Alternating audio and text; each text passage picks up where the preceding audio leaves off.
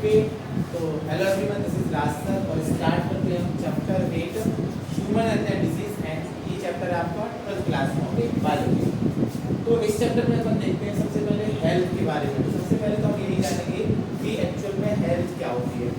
तो हमने जब चैप्टर 4 पढ़ा तो उसमें देखा रिप्रोडक्टिव हेल्थ एंड डिजीज में कि WHO ने कहा था कि अगर कोई person physically, mentally, behaviourally, socially and emotionally fit है और उसको कोई भी बीमारी नहीं है, उसी को उसने क्या कहा था, हेल्दी कहा था। तो आज के टाइम पे अगर हम बात करें तो हेल्दी तो कोई भी नहीं है, क्योंकि अगर कोई पर्सन फिजिकली फिट है तो शायद वो सोशली फिट नहीं है, अगर मेंटली फिट है तो शायद वो इमोशनली फिट नहीं है, मतलब कहीं ना कहीं प्रकार से वो पर्सन क्या है भाई, बीमार है।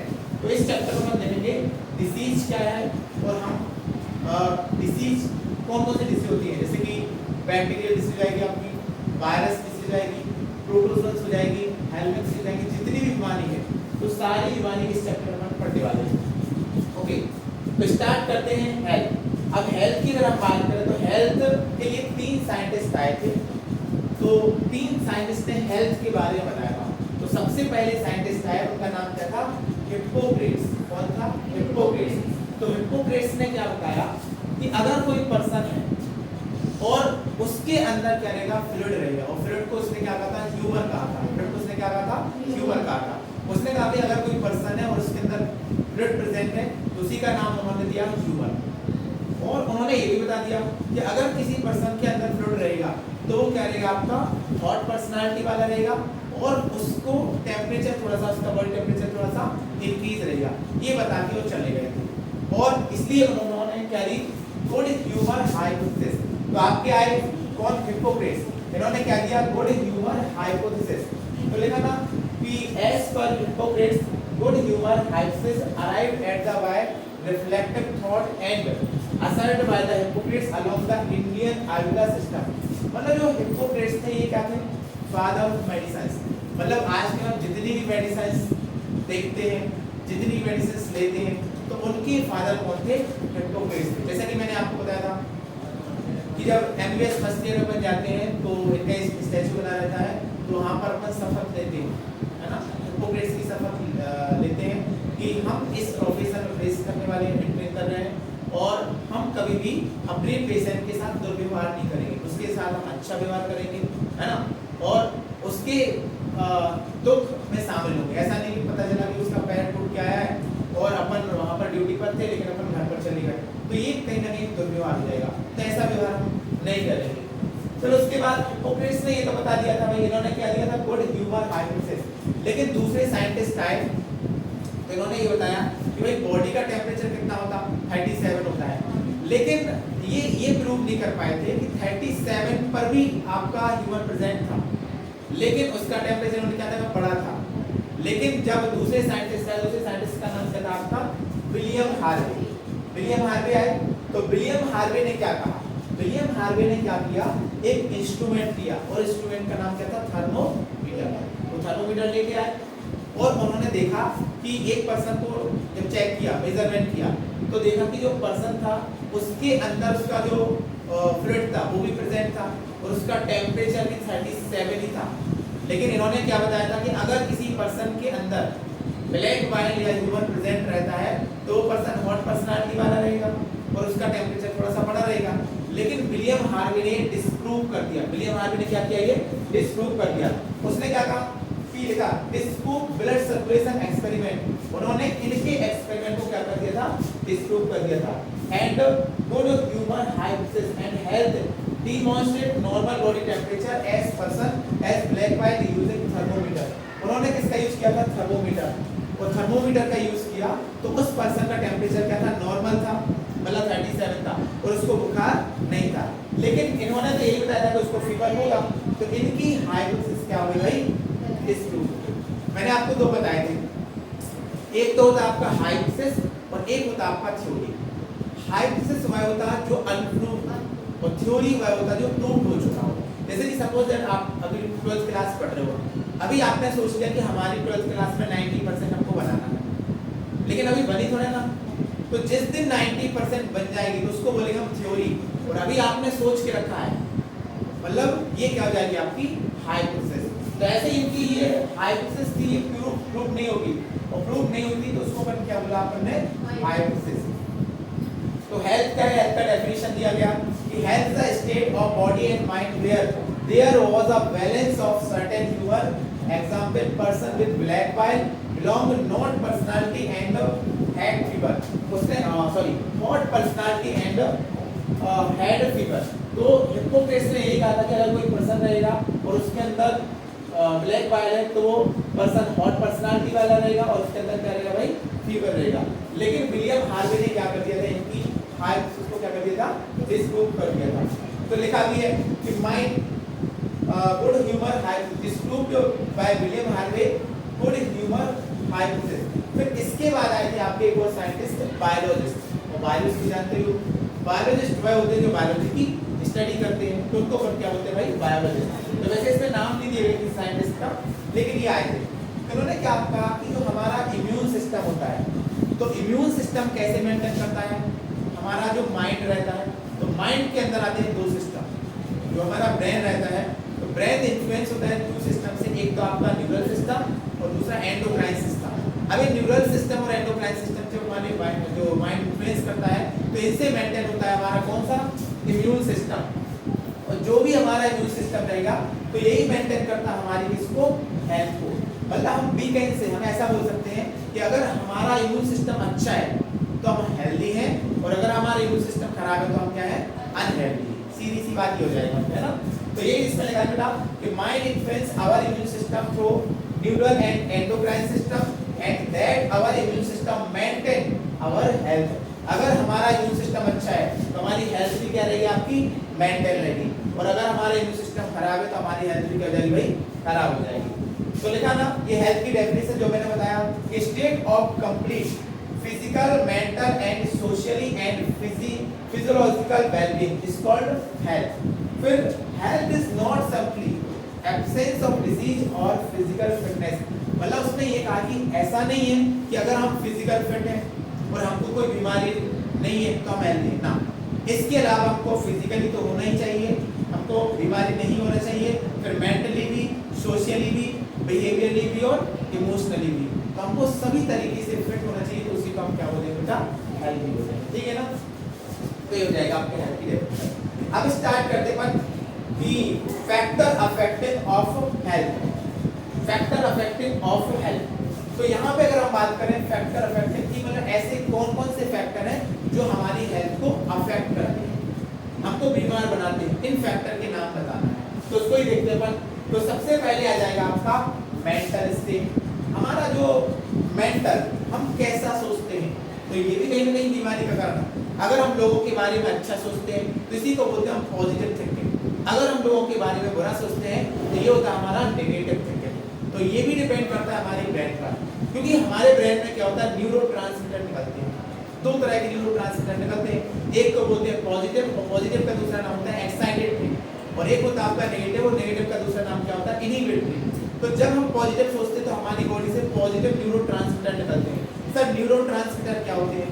न्यूरोट्रांसमीटर एक तरह के केमिकल्स होते हैं जो मैसेज को ले जाते हैं कहाँ से, ब्रेन से पूरी बॉडी तक, है ना। जैसे जो न्यूरॉन्स होते हैं ना, तो न्यूरॉन्स का ही केमिकल फॉर्म में न्यूरोट्रांसमीटर होता है। तो मेंटल स्टेट हम कैसा सोचते हैं, अगर हम बुरा सोचते हैं तो कहीं ना कहीं वो जिसके बारे में बुरा सोच रहे हैं तो वो बीमार नहीं है, लेकिन हम बीमार हैं। आपने बहुत सारे लोगों को देखा होगा कि वो एक दूसरे की बुराई करने में लगे रहते हैं, तो कहीं ना कहीं वो बीमार है, उनकी हैबिट्स में ये आपने देखा होगा कि ये इसकी बुराई करेगा, इसकी बुराई करेगा, किसी के बारे में अच्छा नहीं बोलेगा, तो वो क्या है, वही बीमार है। वो दूसरों के बारे में बोल रहा है, वो तो बीमार होगा या नहीं होगा पता नहीं, लेकिन जो बोल रहा है वो भी बीमार है। फिर क्या हो जाएगा, जेनेटिक डिसऑर्डर। अब जेनेटिक डिसऑर्डर क्या होते हैं? जेनेटिक डिसऑर्डर वो डिसऑर्डर होते हैं जो एक जनरेशन से दूसरी जनरेशन में पास होते हैं, और उन्हीं डिसऑर्डर को अपन ने क्या बोला भाई, जेनेटिक डिसऑर्डर। जैसे कि सपोज दैट हमको हीमोफीलिया हो गया। हीमोफीलिया क्या होता है, ब्लीडिंग डिसीज होती है, मतलब इसमें ब्लड निकलता रहता है। अगर हमको चोट लग जाती है तो आपका ब्लड निकलता रहेगा, इसमें क्लॉटिंग नहीं होती है ना। तो हीमोफीलिया का एक जेनेटिक डिसऑर्डर है। अगर हम एनीमिया की बात करें तो एनीमिया भी क्या हो जाएगा, आपका एक जेनेटिक डिसऑर्डर हो जाएगा। ओके, ऐसे डिसऑर्डर जो हमारे दादाजी से, हमारे पापा जी में आए और पापा जी से हम लोगों में आए, तो उन्हीं डिसऑर्डर को अपन क्या बोलते हैं, जेनेटिक डिसऑर्डर। फिर होता है इन्फेक्शंस। अगर इन्फेक्शंस हो जाए तो ये भी तो एक डिसीज का कारण है। सपोज दैट हमने जो हैंड वॉश नहीं किए और खाना खा लिया, भाई हैंड वॉश नहीं करेंगे तो इसमें बैक्टीरियाज रहेंगे, फंजाई रहेंगी, प्रोटोजोन्स रहेंगे, और इसके द्वारा ये प्रोटोजोन्स हमारी बॉडी के अंदर चले जाएंगे और हमको इन्फेक्शंस कॉज कर देंगे। अपन दो तरह की बीमारी देखेंगे, एक बीमारी होती है आपका इन्फेक्टिवस और दूसरा होता है नॉन इन्फेक्टिवस। तो ये भी डिसीज देखेंगे। जैसे अगर कैंसर की बात करें तो कैंसर क्या है आपका, ये बीमारी है नॉन इन्फेक्टिवस, है ना, और इन्फेक्टिवस की बात करें तो उसमें और भी बीमारियां जाएंगी। फिर इसके बाद आपका लाइफ स्टाइल। अब लाइफ स्टाइल भी डिपेंड करता है हमारी हैबिट्स पर। दूसरा रेस्ट एंड एक्सरसाइज। आज के टाइम पे अगर हम बात करें तो हम लेजी बनते जा रहे हैं, है ना। अब आज के टाइम पे रेस्ट चाहते हैं, लेकिन अगर हम एंशिएंट टाइम की बात करें तो जो लोग बाग रहते वो रेस्ट करते ही नहीं थे, दिन भर काम करते रहते थे, तो कभी भी उनको हॉस्पिटल नहीं आते देखा होगा, है ना। पहली बात तो हॉस्पिटल भी उस टाइम पर कम थे, और दूसरी बात ये कि जो हमारी ओल्ड जनरेशन है, लाइक हमारे दादाजी, ग्रैंडफादर, तो ये क्या थे, आपके हेल्दी थे। क्यों? क्योंकि ये रेस्ट नहीं करते थे, ये दिन भर काम करते रहते थे। और दूसरी बात, इनको एक्सरसाइज करने की जरूरत ही नहीं थी। इनको क्या एक्सरसाइज करना, क्योंकि ये दिन भर अपना काम करते रहते। और हैबिट्स, इनकी हैबिट्स थी, आपने अपने गांव में देखा होगा कि हमारे जो दादाजी लोग थे उनकी सुबह उठने की हैबिट है 5 बजे, उसके बाद उठेंगे, अपना थोड़ा सा काम करेंगे, और तो कभी हेल्दी अनहेल्दी नहीं हुए। लेकिन आज के टाइम में हम कब उठते हैं, 9 बजे तो सो उठते हैं। आज के टाइम पे आप क्या करते हैं, फूड और वाटर्स को भी हमने चेंज कर लिया। हमने जो खाना पीना खाया तो ये भी कहीं ना कहीं हमारी लाइफ को अफेक्ट कर रहा, क्योंकि आज के टाइम पे हम क्या कर रहे हैं, ज्यादा ऑयली वाला खाना खाते हैं, रोटी सब्जी दाल तो खाते ही नहीं, दिन भर पिज्जा बर्गर जो भी रहता है ये सारा ही खाते हैं। तो मतलब ये ऑयली थिंग्स हो, जब भी ये खाते हैं तो कहीं ना कहीं आपको क्या करेगी भाई, बीमार करेगी। तो इससे भी हमारा हेल्थ का रिजल्ट अफेक्ट हो जाएगा। फिर कंडीशन ऑफ हेल्थ। अगर हम कंडीशन ऑफ हेल्थ की बात करें तो अगर हम हेल्दी हैं तो आपकी productivity, longevity, bring economic prosperity, मतलब ये आपकी इंक्रीज होगी। कहीं ना कहीं आपकी कार्य करने की क्षमता, बल्कि वर्किंग कैपेसिटी ये भी बढ़ेगी, है ना। आपका जो लाइफ स्पैन है ये भी बढ़ जाएगा, क्योंकि आपने देखा होगा कि एक पर्सन जो अनहेल्दी है, सपोज दैट उसको 50 वर्ष जीना है, लेकिन एक पर्सन जो हेल्दी है वो 70 वर्ष जी सकता है, 80 ईयर भी जी सकता है ना। तो इससे हमारी लॉन्गेविटी बढ़ेगी, है ना, काम करने की क्षमता, इकोनॉमिक प्रॉस्पेरिटी ये भी बढ़ेगी। फिर अगर हम हेल्दी नहीं रहेंगे तो decrease infant and mortality rate. अगर हम हेल्दी रहेंगे तो हेल्दी रहने से ये जो आपका IMR होता है और MMR होता है, तो ये भी क्या हो जाएगा, आपका कम होगा। IMR समझते हो, इन्फेंट मॉर्टेलिटी रेट, और MMR का मतलब होता है मैटरनल मॉर्टेलिटी रेट। मतलब सपोज दैट कोई बेबी है और बेबी अगर की डेथ हो गई, इन्फेंट है बेबी, उसी को बोलेंगे हम IMR। और अगर कोई मदर है तो मदर की डेथ हो गई तो उसको बोलेंगे अपन MMR। तो अगर हेल्दी रहेंगे तो ये भी क्या हो जाएगा, आपका इंक्रीज होएगी, डिक्रीज कम होगा। अगर हम अनहेल्दी तो ये भी इंक्रीज हो जाएगा। ओके, फिर उसके बाद आते हैं अपन डिसीज पर। तो डिसीज क्या होती है, मैंने आपको बता ही दिया, it is state of the body and functioning of one और more organ system are adversely affected and characterized by the various sign and symptoms. अब बात आती है कि डिसीज है क्या। सपोज दैट हमारा एक ऑर्गन है और एक और ऑर्गन है, जैसे कि अगर हम बात करें कि हमारा नोज है, हमारा लंग्स है, अगर हमारा स्टमक है। अब हमको सर्दी खांसी जुकाम हुआ, सर्दी खांसी जुकाम में पड़ेंगे जो होता है राइनोवायरस से। तो जब हमको सर्दी हुआ तो सर्दी की वजह से हमारे कितने ऑर्गन अफेक्ट हुए, एक तो आपका नोज, दूसरा आपका थ्रोट, है ना, और लंग्स अफेक्टेड नहीं होता। ये हमारा एनसीईआरटी में लिखा है कि lungs are not affected by common cold, इसमें लंग्स अफेक्ट नहीं होता है। लेकिन हमारा ये ऑर्गन्स, ये थ्रोट हो जाएगा और थोड़ा सा चेस्ट में भी आपको दर्द हो जाएगा। तो मतलब इसकी वजह से आपके 2 या 3 ऑर्गन अफेक्ट हुए, तो इसी को बोलते हैं बीमारी। कि जब बीमारी हमको आती है तो एक से ज्यादा ऑर्गन आपके जब अफेक्ट हो जाते हैं तो उसी को हम क्या बोलते हैं, बीमारी। और जब ये ऑर्गन अफेक्ट होंगे तो आपको वेरियस साइन और सिम्टम्स नजर आएंगे। तो वही डिसीज है, देखो यहाँ पे कि where the body function one or more organ system are affected and characterized by the various sign and symptoms। जब हमारे एक से ज्यादा ऑर्गन्स अफेक्ट होते हैं और हमको वेरियस साइन और सिम्टम्स नजर आते हैं, उसी को हम क्या बोलेंगे भाई, बीमारी बोलेंगे। ऐसी का नाम मिलेगा डिसीज रहेगा। साइन क्या होता है, साइन वह होता है जो आप क्या करते हैं भाई, दिखाते हो कि डॉक्टर को। जैसे अगर हम सिम्टम्स की बात करें तो सिम्टम्स वह होते हैं जो हम डॉक्टर को क्या करते हैं भाई, बताते हैं कि दिखाते हैं? बताते हैं। जैसे कि अगर हम बात करें कि सपोज दैट हमारा स्टमक पेन हो रहा, अब स्टमक को हम दिखाएंगे तो ना, वो बताएंगे सर स्टमक पेन हो रहा है ना, हेडेक हो रहा, तो ये क्या है आपके सिम्टम्स हैं। और साइन वह होते हैं जो हम डॉक्टर को सीन कराते हैं, दिखाते हैं। सपोज दैट यहाँ पर इन्फेक्शन हो गया तो हम बोलेंगे सर यहाँ पर इन्फेक्शन हुआ है, देखो यहाँ पे क्या हुआ है, फंगल इन्फेक्शन की, बैक्टीरियल इन्फेक्शन की, प्रोटोजोन्स क्या है, तो ये सारा अपन डॉक्टर को दिखाते हैं। तो जो दिखाया जाए इसको अपन क्या बोलते हैं, साइन। और जो हम डॉक्टर को बताते हैं इसको हम शो ऑफ नहीं कर सकते, तो उसी को अपन क्या बोलते हैं, सिम्टम। जैसे कि आपको भूख लगी है भाई, भूख लगी तो आप बोले कि देख लो सर आपको भूख लगी है, अरे भूख लगी है तो ये क्या है आपका साइन ही सिम्टम। अगर भूख नहीं लगी है तो ये भी सिम्टम हो जाएगा भाई, लॉस ऑफ एपेटाइट, भूख नहीं लग रही है आपको, तब डॉक्टर को बताएंगे थोड़ी देर से कर देखो ये भूख है और ये नहीं लग रही, ऐसा होता है ना, है ना। तो इसी को बोलते हैं साइन एंड सिम्टम। अब आता है कि टाइप ऑफ डिसीज। डिसीज दो तरह की पड़ेंगे, एक तो होता है आपका नॉन इन्फेक्टियस और दूसरा infectious disease. Non infectious disease क्या होता है, जो आपका इन्फेक्शन से नहीं फैलती, और इन्फेक्टियस डिसीज वह होता है जो इन्फेक्शन से फैलती है, तो उसी को बोलते हैं infectious.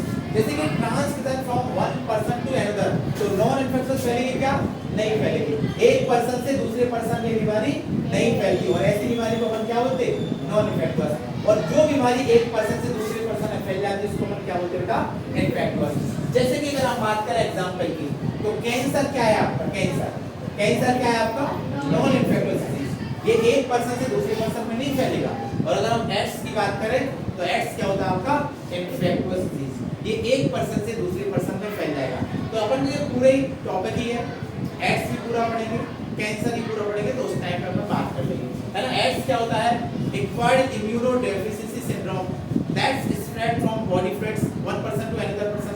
And cancer is a uncontrolled growth of our body and that's are not spread one person to another person. मतलब ये जब हमारी बॉडी की अनकंट्रोल्ड ग्रोथ होती है तो उसको हम क्या बोलते हैं भाई, कैंसर। और जब एक पर्सन से दूसरे पर्सन में ये फ्लूइड के द्वारा फैल जाता है, सेक्सुअल कांटेक्ट में आने से फैलता है, तो उसी को अपन क्या बोलते हैं भाई, एड्स। ये पूरा ही पढ़ेंगे। अब इसके बाद आता है सबसे पहले पैथोजन। तब हम बात करते हैं कि भाई पैथोजन्स क्या है।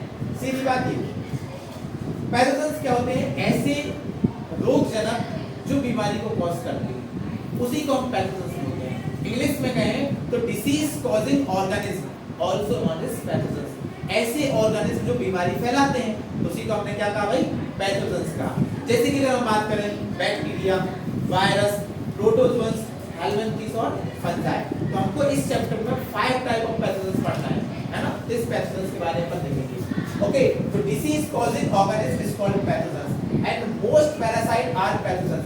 अब देखो जो पैथोजन्स होते हैं तो ये मोस्टली क्या होते हैं, पैरासाइट।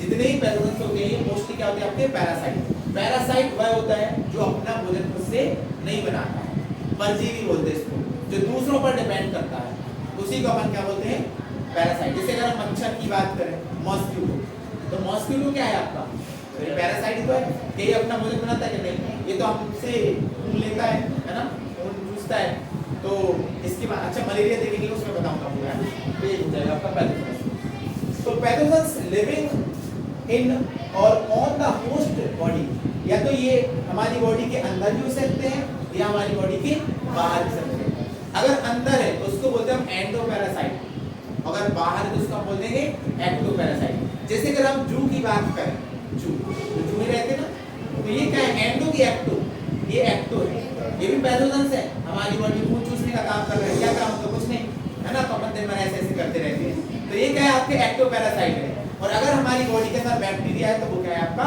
एंडोपैरासाइट। ओके, तो जो बॉडी के अंदर रहता है उसको बोलते हैं एंडोपैरासाइट, जो बॉडी के बाहर रहता है उसको अपन क्या बोलते हैं, एक्टो। पोस्ट का मतलब होता है हम लोग, है ना, ऑर्गेनिज्म हो जाएगा। तो मल्टीप्लाई करेंगे and interfere with the normal vital activities and resulting in morphological and functional damage. अब देखो ये जितने भी पैरासाइट आएंगे तो हमारी बॉडी का जो नॉर्मल वाइटल एक्टिविटी है उसको ये क्या करेंगे, इंटरफेयर करेंगे और उसको अफेक्ट कर देंगे। और हम जिस तरीके से नॉर्मल काम कर रहे थे, देखा ना, मॉर्फोलॉजी का मतलब क्या होता है कि हम काम करने की टेक्निक कैसे है। अगर हम बात करें फिजियोलॉजी की, मॉर्फोलॉजी की, हमारा जो शेप साइज है ना, मॉर्फोलॉजी में जाएगा, हम काम कैसे करें वो फिजियोलॉजी में आ जाएगा। तो ये हमारे मॉर्फोलॉजी और हमारे फंक्शंस ये फिजियोलॉजी देगा फंक्शन, तो इनको भी क्या करता है, ये डैमेज करता है। जैसे कि सपोज दैट हमारी जो थ्रोट है, गला है, इसका काम क्या है, प्रॉपर्ली बोलना। लेकिन जब हमारे अंदर वायरस आ गया तो आपका गला बैठ जाता है, तो ये प्रॉपर्ली काम करता क्या, नहीं, मतलब इसका फंक्शन क्या था, अच्छे से बोलना, लेकिन अब इसका फंक्शन क्या हो गया भाई, डैमेज। तो ये प्रॉपर्ली काम तो करेगा, लेकिन जितना प्रॉपर्ली इसको काम करना चाहिए उतना नहीं। इसकी आवाज लाइक हॉर्सनेस आ जाएगी, है ना, इसका गला बैठ जाएगा, शॉर्ट बोलते उसको, है ना, तो इस तरीके से ये हो जाएगा। फिर gut pathogens can survive harsh pH and digestive enzyme. तो आपके जो पैथोजेंस रहते हैं तो ये क्या होते हैं, मतलब हार्श पीएच पर भी रह सकते हैं और डाइजेस्टिव एंजाइम के साथ भी सकते हैं। तो ये क्या होते हैं, आपके पैथोजेंस होते हैं। इसके बाद देखते हैं, अब आ जाएगा आपका mode of transmission, classification of disease, है ना, तो इसको अपन देखने वाले हैं। Classification of disease on the basis of various mode of transmission. Okay, तो इसको अपन देखने वाले हैं, जिसमें हम ये बात करने वाले हैं कि जो आपकी डिसीज होती है कैसे कैसे फैलती है, ये कैसे कैसे फैलती है, तो उसके बारे में जानने वाले हैं। ओके, तो सबसे पहले अपन देखेंगे थोड़ा सा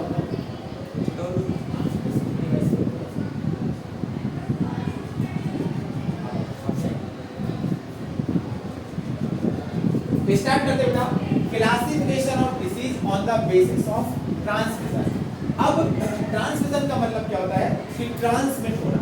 सपोज दैट ये जो बुक रखी है हमको यहाँ से वहाँ देना है, तो ये क्या हो जाएगा, ट्रांसमिट, मतलब एक जगह से दूसरी जगह ये जाती है, उसी को हम क्या बोलते हैं, ट्रांसमिशन। तो आपके बैक्टीरिया कैसे कैसे जाते हैं बॉडी में, वायरस कैसे कैसे फैलते हैं, तो मोड ऑफ ट्रांसमिशन क्या है, उसके आधार पर बीमारी को देखना है।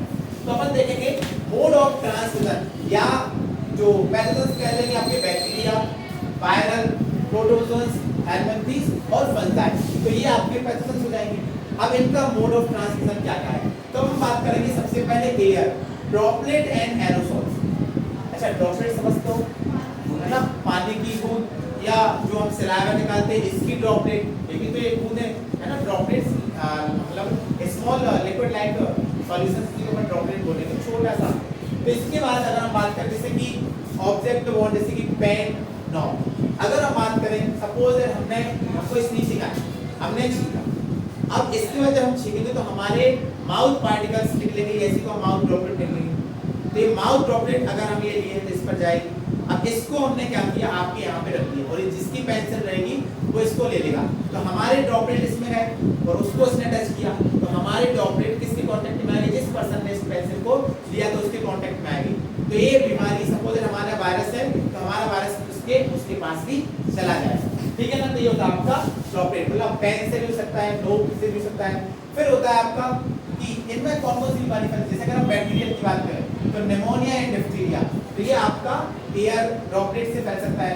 वायरल की बात करें, common cold, small pox, common cold सुनते हो ना, सर्दी खांसी जुकाम, इसलिए आपने देखा होगा कि अगर हमारी फैमिली में एक पर्सन को सर्दी खांसी जुकाम रहेगी तो उसकी वजह से सारी फैमिली को भी सर्दी खांसी जुकाम हो जाता है, हो जाता कि नहीं, क्योंकि ये क्या है, ड्रॉपलेट लाइक डिसीज है, जो एक पर्सन से दूसरे पर्सन में क्या हो जाती है भाई, फैल जा रही है, ठीक है ना।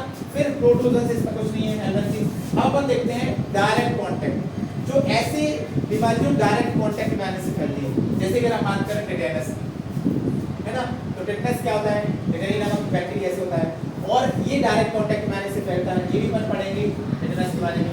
स्मॉल पॉक्स ये वायरल है, स्मॉल पॉक्स क्या है, वायरस से आने से फैलता है, इसको बोलते हैं अपन छोटी माता, है ना, जब अपन हो जाता है, और ये सभी को एक ही बार होता है ना, एक बार के अलावा होता ही नहीं। तो ऐसा क्यों होता है, एक ही बार क्यों होता है, क्योंकि जब एक बार हुआ तो हमारे अंदर इसके अगेंस्ट एंटीबॉडी बन जाती है ना। तो मुझे नहीं लगता, मुझे भी एक बार हुआ था बचपन में, एक ही बार हुआ, इसके बाद अच्छा जब भी होता है तो आपको रैशेस आ जाते हैं, आपको छोटी छोटी पिंपल्स निकलने लगती है ना, और बहुत ईचिंग बहुत करती है ना, ईचिंग बहुत करती है, खुजली बहुत करती है। तो फिर डॉक्टर के पास जाते हैं, डॉक्टर बोलता है कैलामाइन लोशन लगाओ, ईचिंग आपकी दूर हो जाएगी, है ना। तो अपन कैलामाइन लोशन का यूज करते हैं इसके लिए, ईचिंग को दूर करने के लिए। तो ये एक ही बार हुआ, तो एक ही बार क्यों हुआ, इसके बाद एंटीबॉडी के बारे में देखेंगे तो समझेंगे।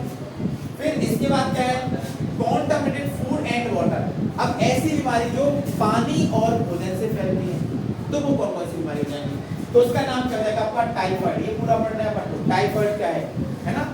तो टाइफाइड एक तरह का बुखार होता है, उसको पूरा पढ़ेंगे। Dysentery, polio. अगर हम पोलियो की बात करते हैं ये भी फूड एंड वाटर से ही फैलता है। अमीबेसिस की बात करें ये पढ़ेंगे, एस्केरिसिस की बात करते हैं ये सारे से होते हैं फूड एंड वाटर से फैलते हैं। फिर insect, vector and vector word. Vector क्या होता है, जैसे कि इंसेक्ट की बात करें कीड़े है ना, तो इनके द्वारा जो फैलता है वॉम की। प्लेग की बात करें चिकनगुनिया और डेंगू। चिकनगुनिया समझते हो ना, चिकनगुनिया हुआ भी था पहले, जिसमें आपने देखा होगा कि पैरों में बहुत ज्यादा स्वेलिंग आ गई थी, सूजन आ गई थी, सूज गए थे और दर्द भी करने लगा था, है ना। डेंगू क्या होता है, डेंगू तो बोलते हैं पर ब्रेकिंग बर्न फीवर, हड्डी तोड़ बुखार। जब भी किसी को डेंगू होता है तो ये जो मसल्स रहती है ना ये बहुत दर्द करती है ना। तो ये क्यों होता है, तो ये भी मच्छर के काटने से होता है ना। कौन सा मच्छर, एडिस मॉस्किटो। एडिस मॉस्किटो काटने से क्या होता है आपका डेंगू। मलेरिया की बात करें तो ये भी आपका ये मच्छर किससे काटने होता है, फीमेल एनाफिलिस। इसकी पूरी साइकिल पढ़ना है। फाइलेरिया की बात करें तो ये भी मच्छर के काटने से होता है, हाथी पांव बोलते हैं इसको, हाथी पांव, है ना। तो ये भी क्या होता है, इसको भी पूरा जानेंगे।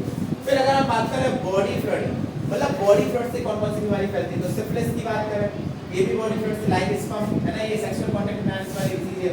एड्स की बात करते हैं स्पम से फैल सकती है, ब्लड से फैल सकती है, बॉडी फ्लड से फैल सकती है, सलाइवा से फैल सकती है, लेकिन एड्स टच करने से नहीं फैलता। ऐसा नहीं कि हमने किसी पर्सन को टच कर लिया और उसको एड्स से करना, ऐसा नहीं, है ना। फिर आपका है ट्राइकोमोनिसिस, तो ये प्रोटोजोन्स डिसीज है, ये भी आपकी सेक्सुअल कांटेक्ट में से फैलती है। तो ये आपका classification of disease on the basis of transmission हो गया। तो किस तरीके से फैलती है, एयर में, डायरेक्ट कांटेक्ट में आने से, मतलब दूषित पानी और भोजन करने से, फिर वेक्टर से, और दूसरा बॉडी फ्लूइड से हो जाती है। अब हम देखते हैं वेक्टर के बारे में। ओके, तो वेक्टर क्या होता है इसके बारे में जानते हैं। तो वेक्टर वह होता है जो transmit disease from one organism to another organism. ऐसे फैक्टर जो एक पर्सन से दूसरे पर्सन में डिसीज कॉज करते हैं उन्हीं को हम क्या बोलते हैं भाई, वेक्टर बोलते हैं। जो एक पर्सन को दूसरे पर्सन में बीमारी कॉज करते हैं उन्हीं को बोलते हैं वेक्टर। जैसे कि अगर हम बात करें फीमेल एडिस मॉस्किटो, तो फीमेल एडिस मॉस्किटो एक वेक्टर का काम करता है जो हमारे अंदर क्या करता है, डेंगू फैलाता है, देखा ना, vector for dengue. And chikungunya while Anopheles spread malaria. तो अगर हम बात करें डेंगू चिकनगुनिया किससे हुआ आपका, Aedes mosquito, female Aedes mosquito से। जबकि अगर हम मलेरिया की बात करें तो फीमेल एनाफिलिस मॉस्किटो से आपको मलेरिया हो जाएगा। ओके, अब हम बात करते हैं कि measure for the preventing spread infectious disease. अगर सपोज दैट आपको बीमारी हो गई और हमको इसको बीमारी को क्योर करना है तो हमको क्या क्या करना चाहिए। अब अपन ये देखने वाले हैं कि सपोज हमको मलेरिया हो गया, तो मलेरिया किसकी वजह से हुआ भाई, मच्छर की काटने से, है ना, मच्छर की काटने से हुआ। और मलेरिया जब हमको हो गया तो इसको अपन को क्योर करना है तो हमको क्या क्या करना चाहिए, वही इसमें सारा आ जाएगा। तो सबसे पहले तो हमको अगर हेल्दी रहना है तो हमको सबसे इम्पोर्टेंट बात है पर्सनल हाइजीन। हमको क्या रखना है बेटा, पर्सनल हाइजीन, स्वच्छ साफ रखना है। ऐसा नहीं कि हम 3 दिन में 1 दिन नहा रहे हैं, है ना। तो ये पर्सनल हाइजीन थोड़ा ना रहेगी। तो ठंडी के टाइम पे ऐसा बच्चे करते हैं, है ना, पता चले गीला कपड़ा लिया और ऐसे किया बस एक बार ऐसे किया और हो गया, है ना। तो ऐसा नहीं करना है। तो ये पर्सनल हाइजीन मतलब लिखा था कीपिंग द बॉडी क्लीन। हमको अपनी बॉडी को क्लीन रखना है रोज, है ना, दिन में 2 बार नहाओ, है ना, सुबह से भी शाम के, है ना। गर्मी के टाइम पे तो ऐसे ही करते हैं क्योंकि क्या होता है कि स्वेटिंग आता है, पसीना आता है और ये हमारी बॉडी को थोड़ा सा मतलब स्मेल कराता है। तो इसलिए हम क्या करते हैं, अपने हेल्दी रखने के लिए हम 1-2 बार नहा लेते हैं, है ना।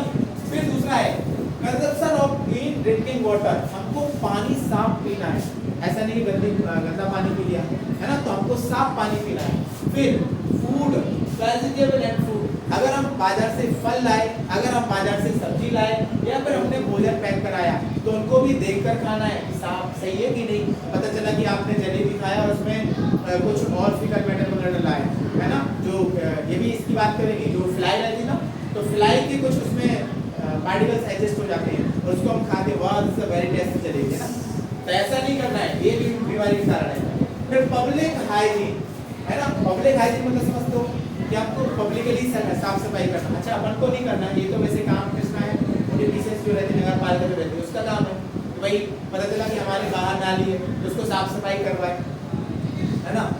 तो ये भी एक डिसीज को अपना फ्री कर सकता है। तो लिखा ना periodic cleaning and dysfunction of water reservoir and pool and tank.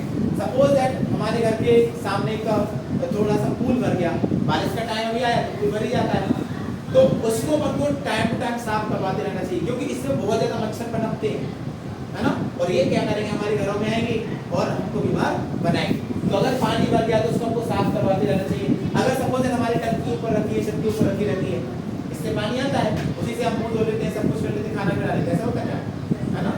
हाँ, तो खाना ही बना लेते, जो भी बनाते हो तो अच्छी बात। तो सपोज दैट वो टंकी से पानी आ रहा, तो उसको टंकी को हमको 1 हफ्ते में या फिर 2 हफ्ते में, या तो 1 वीक या फिर 2 वीक उसको साफ करते रहना चाहिए, है ना, ताकि उसमें जो बैक्टीरिया या जो वायरस बन रहे हैं वो धीरे धीरे क्या हो जाए भाई, नष्ट हो जाए, डिस्ट्रॉय हो जाए। फिर proper disposal of waste and excreta, हमको कचरे को घर में नहीं रखना चाहिए। रोज कचरे की गाड़ी आती है तो उसको प्रॉपर डिस्पोज करना चाहिए। पता चला कि हम 1 हफ्ते का कचरा घर में ही रखे हैं तो बैक्टीरिया वाले जितने भी सारे हमारे घर में ही है, हमारे साथ वो भी हमारे साथ रह रहे हैं, है ना, तो ऐसा हमको नहीं करना चाहिए। फिर डिकंटामिनेशन ऑफ ड्रिंकिंग वाटर, मतलब हमको स्वच्छ साफ वाटर पानी पीना चाहिए, वो कॉन्टामिनेटेड ना हो, मतलब वो दूषित ना हो, है ना, तो उस पानी को पीना है जो दूषित ना हो। फिर अवॉइड क्लोज कांटेक्ट, हमको क्या करना है बीमारी को रोकने के लिए, हमको पर्सन की क्लोज कांटेक्ट में आने से रोकना। किस पर्सन के लिए कि contact with infected person and belongings should be avoided. अगर किसी पर्सन को सर्दी खांसी जुकाम है, सपोज अगर आपका फ्रेंड ही है, तो अपन को क्या करना है, अगर हमको बीमारी से बचना है तो उससे थोड़ा सा क्लोज कांटेक्ट में नहीं आना है, ऐसे नहीं उसके गले में हाथ डाले, ये तो है ना, तो ऐसा नहीं करना है, क्योंकि ऐसे करने से उसकी सर्दी खांसी जुकाम आपको लग जाएगी, और ये होता है क्योंकि वायरल इन्फेक्शन जल्दी हो जाता है ना। तो अगर किसी पर्सन को सर्दी खांसी जुकाम है तो हमको क्लोज कांटेक्ट में आने से रोकना है, कुछ टाइम के लिए रुक जा भाई, दोस्ती 2-4 दिन बाद में मारे जाओ क्या, है ना, तो ऐसा भी अपन कर सकते ताकि अपन को बीमार नहीं होना है। फिर control vector and their breeding place, अब हमको क्या करना है, पहली बात तो वेक्टर को कंट्रोल करना है और उनके ब्रीडिंग प्लेस को भी कंट्रोल करना है। सपोज वेक्टर जहां पर जन्म लेता है तो उनको भी कंट्रोल करना है। अब कहां-कहां जन्म लेता है उसको देखते हैं। जैसे कि अगर हम बात करें कि मच्छर की बात करें, है ना, तो मच्छर को देख लेते हैं, और मच्छर की जब भी बात आती है तो मुझे एक शायरी याद आती है, कहो तो सुनाओ, कि लोग कहते हैं कि मच्छर को मारने में बड़ा जुनून होता है, लोग कहते हैं कि मच्छर को मारने में बड़ा जुनून होता है, और मच्छर को मार देते हैं, उसके बाद सोचते हैं उसमें अपना ही खून होता है, तो ये हो जाएगा। तो हमको क्या करना है, अगर मच्छर को रोकना है तो यूज ऑफ मॉस्किटो नेट, हमको क्या करना है, मच्छरदानी को लगाना है ना, मच्छर को रोकने के लिए, क्योंकि हमको बीमारी से बचना है। फिर दूसरा, avoid stagnation of water and around residential area, जहां पर आपका रहते हो, रेसिडेंट आपका जहां पर है, वहां पर हमारे घर के आसपास अगर पानी रुका हुआ है, इसी को बोलते हैं स्टैग्नेंट वाटर, मतलब रुका हुआ पानी, तो उसको हमको क्या करना है भाई, अवॉइड करना है, उसको हमको खाली करवाना है ना, या फिर उसमें मिट्टी डलवा देना है, तो ये पानी रुका जो भर रहा है वहां पर ना भरे, क्योंकि अगर ये पानी भरा रहेगा तो आप देखना उसमें मच्छर बहुत ज्यादा पनपेंगे।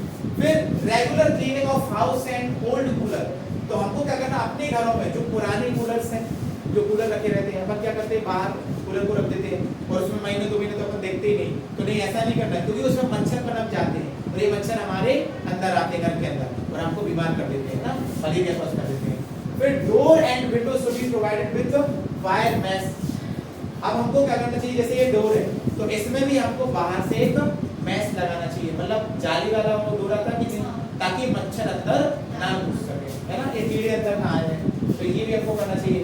फिर इंट्रोड्यूसिंग लार्विसाइडल फिश, अच्छा एक मछली होती है, ये आपका मैन एग्जाम में आता है क्वेश्चन कि एक मछली होती है उसका नाम है गम्बूसिया, तो गम्बूसिया मछली को अपन डालना चाहिए, तो ये क्या करती है, मच्छर की लार्वा को खा जाती है, ये मछली का नाम है गम्बूसिया, तो ये क्या करती है, मच्छर के लार्वा को खा जाती है, और मच्छर के लार्वा को खाएगी तो आपका मच्छर जन्म नहीं देगा। हाँ, लार्वा का मतलब ये होता है कि जो मच्छर की जो इनिशियल स्टेज होती है लार्वा, तो मच्छर की जब इनिशियल स्टेज होती है उसी को बोलते हैं लार्वा। अच्छा ऐसे समझो, जैसे कि अभी हम लोग क्या है एडल्ट बन चुके हैं, आप लोग अभी एडोलसेंस में हो, और जब हम छोटे बच्चे थे उसको हमने चाइल्डहुड कहा, और उसके बाद हमने उसको और इनिशियल स्टेज को हमने बेबी कहा, और उसके इनिशियल स्टेज को हमने इन्फेंट कहा, और उसके इनिशियल स्टेज को हमने एम्ब्रियो कहा, और उसके इनिशियल स्टेज को हम क्या कहा, जाइगोट कहा। तो जाइगोट हो जाएगी अपनी शुरुआत की स्टेज, ऐसी मच्छर का जो शुरुआती स्टेज होता है उसको हम क्या बोलते हैं, लार्वा बोलते हैं, उसको क्या बोलते हैं, लार्वा। तो हमको ये मछली डालना है, तो आपकी मछली आती है कि भाई मच्छर को खाने वाली या मच्छर के लार्वा को खाने वाली मछली का नाम क्या है, तो आप बोलोगे गम्बूसिया, बस मछली का नाम ध्यान रखना, ये कौन सी मछली है? गंबूसिया। इन पॉन्ड्स में देखा ना कि हमको तालाबों में गंबूसिया मछली डालना चाहिए, तो लिखा है feed on the mosquito larvae, जो मच्छर के लार्व को क्या करती भाई? खाती है। कोई मच्छर जन्म नहीं लेगा। फिर spray insecticide in ditch drainage area and swamp, तो अगर ऐसी एरिया जहाँ पर पानी भरा है, खाई वाली एरिया, स्वैम्प दलदली एरिया, तो वहाँ पर हमको इंसेक्टिसाइड डालना चाहिए, है ना, या मच्छर को। लेकिन हम तो गांव में देखा हो कि आप कंडे को जला देते हैं, है ना, तो उससे ही मच्छर भाग जाते हैं, है ना। नीम के पत्ते, तो ये भी देखो, अगर हम नीम की बात है तो ये कड़वी लगती है ना, तो ये भी कहीं ना कहीं इंसेक्टिसाइडल है, क्योंकि ये इंसेक्ट को मारने में भी हेल्प करता है। आपका नीम का साबुन भी तो आता है ना, तो ये भी कहीं ना कहीं हेल्प करता है, इंसेक्टिसाइडल होता है, तो ये इसलिए आपको इंसेक्टिसाइड का यूज करना है। इंसेक्टिसाइड वह होते हैं जो इंसेक्ट को मारते हैं, और इंसेक्ट को मारने वाली को क्या बोलते हैं? इंसेक्टिसाइड होती है। सही हो जाएगा आपका। फिर इसके बाद देखो, अब आता है आपका कुछ और पॉइंट रहेगा कि सपोज दैट अगर हमको हेल्थ को मेंटेन करना है तो हमको क्या करना चाहिए भाई? अपन ने फैक्टर कर लिए कि कौन कौन से फैक्टर हमारी हेल्थ को अफेक्ट करते हैं। अब बात आती है कि अगर हमको हेल्थ को मेंटेन करना है तो कौन कौन से फैक्टर इन्वॉल्व होंगे। तो हमको मेंटेन करने के लिए बैलेंस डाइट सबसे बेटर है। स्वच्छ खाना खाओ, साफ खाना खाओ, रोज सुबह से आपको समोसे नहीं खाना है, रोज सुबह से आप सैलेड खाओ, ड्राई फ्रूट्स खाओ, है ना, आप ककड़ी खाओ, टमाटर, जितना भी जो भी आ जाता है तो इसको खाओ, ताकि हम बैलेंस डाइट को लेते हैं, है ना। तो अपन क्या करते हैं? रोज समोसे खाते हैं, तो ये ऑयली थिंग्स मत खाओ। हाँ, समोसे खाओ कभी कभार खाओ, लेकिन हमको बैलेंस डाइट लेना है, अच्छा खाना खाना है, दाल लेना है, चावल लेना है, सब्जी लेना है, सब कुछ। फिर हमको योगा भी करना है ना। बाबा रामदेव को देखा कभी? उसको अनहेल्दी है क्या? नहीं, योगा योग गुरु है, वो तो हेल्दी है ना, उसको कोई बीमारी नहीं होगी, है ना। हाँ, एक दो बीमारी होगी उसको, जैसे कि हाई वाली प्रॉब्लम भी है ना। तो एंड रेगुलर एक्सरसाइज, तो रेगुलर एक्सरसाइज की बात करें, हमको रोज एक्सरसाइज करना है ना। रोज 6 बजे 5 बजे उठना है, थोड़ा सा घर पे ही जब कर लिया या थोड़ा सा टहल लिया, वॉकिंग कर लिया, तो हमको रोज एक्सरसाइज करना है। लेकिन हमको टाइम कहाँ से? 8 बजे तक उठते हैं, क्या आप बोल रहे हो ना। तो फिर पर्सनल हाइजीन, ये भी कि आपको साफ सफाई पर ध्यान देना है। Awareness about of disease and vaccination are very important to maintain good health. सबसे पहली बात तो हमको बीमारी के बारे में जानकारी होना चाहिए। जैसे कि आपको जानकारी हुई कि हमको कोरोना वायरस हुआ, तो हमने वैक्सीन लगवाई कि नहीं? तो वैक्सीन क्या करेगी? रोकने का काम करेगी। अभी मैं पूरा टॉपिक है वैक्सीनेशन, बताऊंगा कि वैक्सीन कैसे काम करती है, हमने वैक्सीन क्यों लगवाई। जो वैक्सीन हमने लगवाई है तो उसमें क्या था? कोरोना वायरस था। हमने कोरोना वायरस को अपने अंदर लिया, लेकिन वो क्या था? आपका वीकेंड पैथोजेन। कोरोना वायरस था लेकिन कमजोर वायरस था, तो उसने क्या कर दिया? जो हमने कमजोर वायरस अपनी बॉडी के अंदर डाला, तभी तो आपने देखा होगा कि जब भी हमने वैक्सीन लगवाई तो एक दो दिन के लिए एक तो बॉडी पेन की और दूसरा फीवर भी हमको आया। तो भाई क्यों नहीं आएगा? जब हमने अपने अंदर वायरस को डाल दिया जानबूझकर, तो फीवर तो आएगा ही। फिर उसके अगेंस्ट हमारी बॉडी में एंटीबॉडी बन जाएगी, और जब रियल वाला वायरस आएगा तो फिर उसको मार देगी। तो यही तो वैक्सीनेशन है, पढ़ा होगा मैं आपको ना। फिर उसके बाद है use of vaccine immunisation program have enabled to completely eradicate deadly disease like smallpox। तो मतलब कुछ डिसीज जैसे कि स्मॉलपॉक्स, ये पूरा हमारे इंडिया से इरेडिकेट हो चुका है, क्योंकि हमने वैक्सीन से इसको कंट्रोल कर लिया। जैसे पोलियो की बात करें, पोलियो भी होता है लेकिन कुल मिला के भारत से चला ही गया, है ना, इरेडिकेट कर हो गया ये, है ना। अब नहीं होता है लोगों को पोलियो, बहुत कम होता है, एक दो केस होते हैं। तो large number of infective disease like polio आ गया, diphtheria, pneumonia, tetanus have been controlled large extent by the use of vaccine. तो हमने इन बीमारी को भी वैक्सीन के मीडियम से कंट्रोल कर लिया। जैसे कि आपने देखा कि जब बच्चा होता है तो उसको 2-3 वैक्सीन लगवा देती है, 3 मंथ की, 6 मंथ की, है ना, 1 ईयर, 2 ईयर, 5 ईयर, ऐसे वैक्सीन लगती रहती है। तो किस चीज की वैक्सीन लग रही है? किसी चीज की वैक्सीन लग रही है, ताकि उस बच्चे को फर्दर ये बीमारी ना हो, इसीलिए तो वैक्सीन लगती है। फिर biotechnology is the work of making available newer and safe vaccine. तो ये जो वैक्सीन बनती है कहाँ पर? बायोटेक्नोलॉजी। अच्छा, पूरा अपन चैप्टर पढ़ेंगे बायोटेक्नोलॉजी। बायोटेक्नोलॉजी क्या है? ये branch of science that prepare different type of medicines that are used of a normal life या नॉर्मल मॉडर्न लाइफ। जो हम मॉडर्न लाइफ में जो अपन दवाइयाँ यूज करते हैं, तो जो बनाती है तो वो क्या है? आपका बायोटेक।